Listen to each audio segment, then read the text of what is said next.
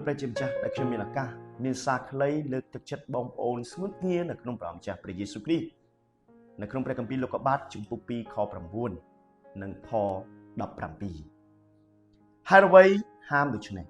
ដើមដឹងខុសត្រូវពីព្រោះដើមនេះវាធ្វើឲ្យដឹងផ្ដល់ចំណេះដឹងតើចំណេះដឹងអ្វីចំណេះដឹងខ្លួនឯងដឹងល្អដឹងអាក្រក់ហើយខាងផ្នែកក្រមសីលធម៌ឲ្យចេះវិនិច្ឆ័យដើមនឹងគឺឲ្យមានចំណេះដឹងបែបហ្នឹងវាគឺជាដើមដឹងខុសត្រូវគឺឲ្យដឹងខ្លួនថាល្អអាក្រក់គឺផ្ទុយគ្នាប៉ុន្តែចំណេះដឹងប្រភេទនេះ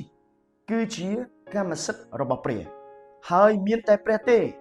ដែលជាអ្នកប្រទានឲ្យ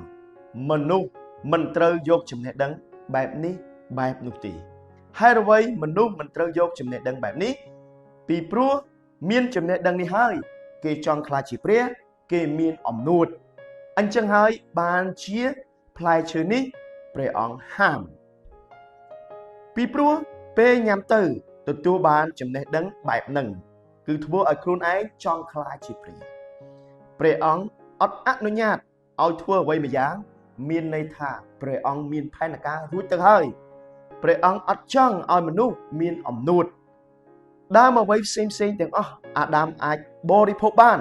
ប៉ុន្តែដើមដឹងខុសត្រូវព្រះអង្គហាមប៉ុន្តែមនុស្សយើងគឺដូចជាកូនក្មេងអញ្ចឹងឪពុកម្ដាយព្រានប្រដៅថាកុំចាប់កុំញ៉ាំប៉ុន្តែនៅតែចាប់នៅតែញ៉ាំដដែលដូចគ្នា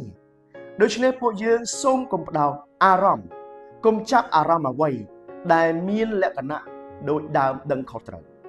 បើព្រះអង្គថាកុំហើយយើងកុំចាប់អារម្មណ៍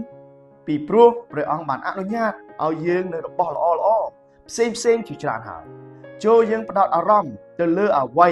ដែលព្រះអង្គថាញ៉ាំបានចូលញ៉ាំទៅពួកយើងត្រូវតែខ្លាចទៅជាអ្នកដែលធ្វើបេសកកម្មរបស់ព្រះ